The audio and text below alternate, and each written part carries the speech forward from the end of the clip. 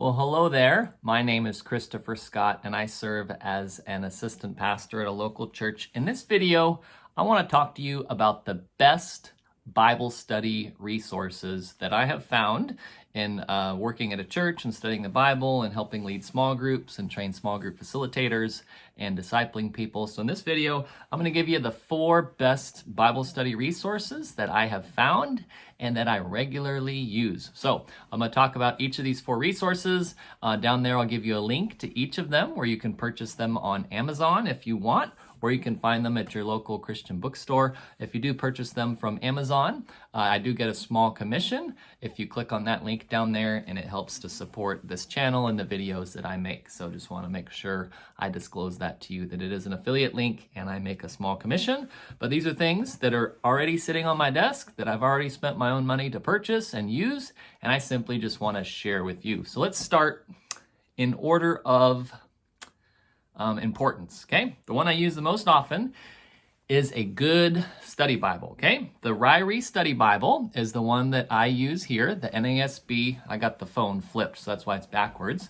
But I use the New American Standard, NASB, Ryrie Study Bible. It's from the 1995 edition of the NASB text. They're doing a revision for 2020 that's going to be coming out soon.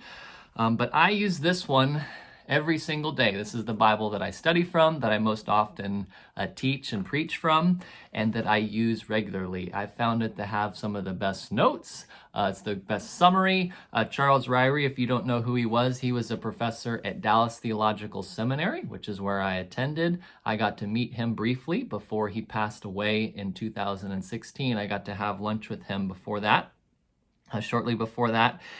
And it's great. And he was one of the professors at Dallas Seminary that trained a whole group of great Bible teachers. Charles Swindoll, Tony Evans, David Jeremiah, just to name a few, Chip Ingram, a lot of really popular, well-known Bible teachers that we read and listen to today came through Dallas Theological Seminary, and most likely under his teaching. We can't always, guarantee every single one took his classes, but that's where he comes from. And so I just appreciate that because I know his teaching is sound, good, and it has made an impact on a lot of people. And I like this study Bible because it provides good, introductions to each book of the Bible, real brief and notes. I really like his outlines of each book of the Bible. So in the text of the Bible, he gives outlines of how the argument and the flow of the book is kind of starting to unfold itself.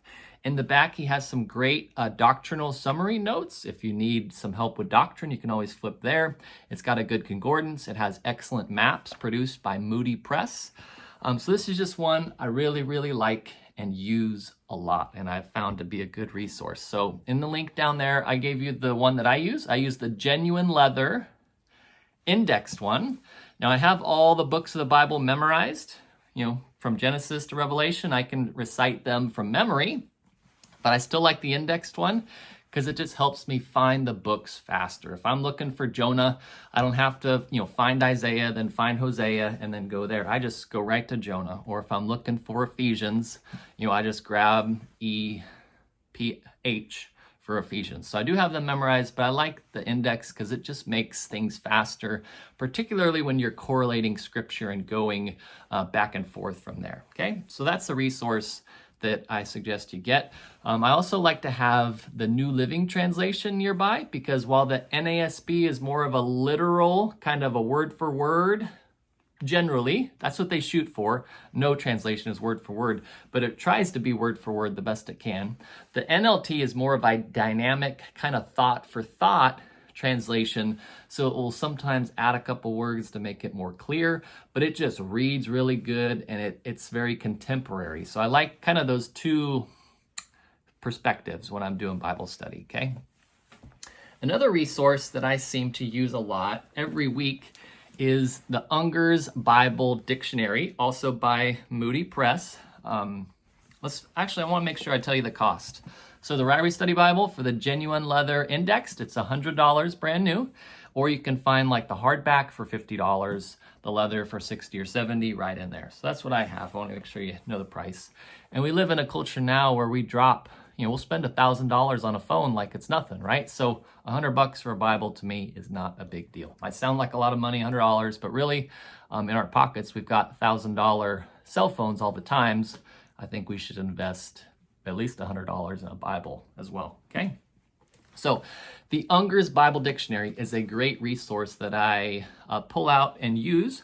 For example, just today, I was doing some study in the Gospel of John where it talks about how Jesus went up to Jerusalem for the Passover. Okay, now I know what the Passover is, I'm familiar with it, but I pulled it up in the dictionary because I just wanted to read a good in-depth article about what the Passover is, where it came from, how it was lived out in the Old Testament, how it was lived out in the New Testament, as well as in the Christian era after that. And that's what it does. You go to Passover and it says, Passover is one of the feasts, so go to the feast section. So I go over the feast section, and here is 20 different pages on the different feasts in the Bible. And the Passover is one of those feasts. It's one of the 3 main Jewish feasts that they had. So that's just something that's helpful. Or last week I was doing study in John as well, and it talked about how Jesus went to the Garden of Gethsemane.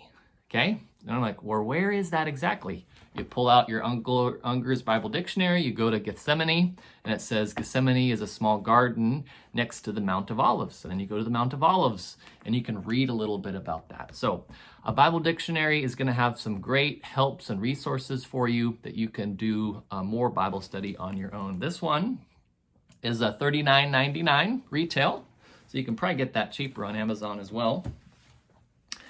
Another resource that I like to use is called Basic Theology by Charles Ryrie. So this is a great resource for systematic theology. If you want to know what does the whole Bible say about angels, you can turn to the section on angels and he kind of outlines things for you. Or you want to know about the rapture. What does the Bible teach about rapture? He has a chapter on the rapture. So this is a topical systematic theology that's very basic, okay? It doesn't get super into the details. It doesn't walk you through all the different views out there and different traditions. It's just a biblical systematic theology that I really like. This is also by Moody Press. I guess I'm on a Moody Press binge lately. $34.99 for this one retail. Probably find it half that price on Amazon, okay? And you can see mine. It's all marked up in the pages. I've been using this one for a while. Another one that's good, I don't reference this one as much, but I know for people that are first starting the Bible, this one is probably the most helpful, is the Halley's Bible Handbook. So this is a little bit of a Bible dictionary and a little bit of a Bible commentary. So it's kind of a little blend of all of them. And he goes through, how the Bible was compiled, archaeology in the Bible timelines. Then he goes through each book of the Bible and gives you a brief little synopsis, introduction, and kind of a, brief explanation, kind of chapter by chapter. So this is a helpful one as well. You can buy it in a few different formats now. They have a larger print. They have an expanded edition. This is the older edition, the classic edition, but they have one where it's color-coded to help you more easily find the material in there. This one is $15.99. But I think those nicer, bigger editions are like $30 as well. So those are 4 great resources for your own Bible study methods. One that I didn't show, kind of an extra bonus one, you can actually see it in the video down there. If I can point to it, right there on my bookshelf. Searching the Scriptures by Charles Swindoll, Searching the Scriptures.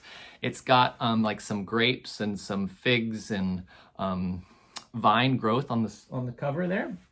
Searching the Scriptures by Charles Swindoll teaches a way to systematically study the Bible using the inductive Bible study method. Inductive, I-N-D-U-C-T-I-V-E. Inductive, which is basically a way of saying a Bible study method of where you open the Bible and you let the Bible speak for itself. So in that book, he walks through how do you observe the text, how do you interpret the text, and then how do you apply the text. There's a lot of different people that have written Bible study methods books on the inductive Bible study out there. K. Arthur Ashe, Howard Hendricks, Robert Traina have all written books. Charles Swindoll is probably the most recent one. but also I think is the most simple and practical one that I have read, to just really, you read that and you know how to do it. So that's one. If I had a fifth bonus one, you can get it. It's a paperback edition now that you can find right there for like $15 or $10, probably paperback online. So thanks again for watching. Hope this is a helpful video for you. And I want to pray for you in my own time today. I'm going to pray for you as you watch this video, and that you find something good to help you study the Bible and that will walk you through. Do you have any other Bible study tools to help you? Leave me a comment down there. I'd love to hear what you have found really helpful for you and how that has helped you. Thanks for watching, and I'll catch you again in another video.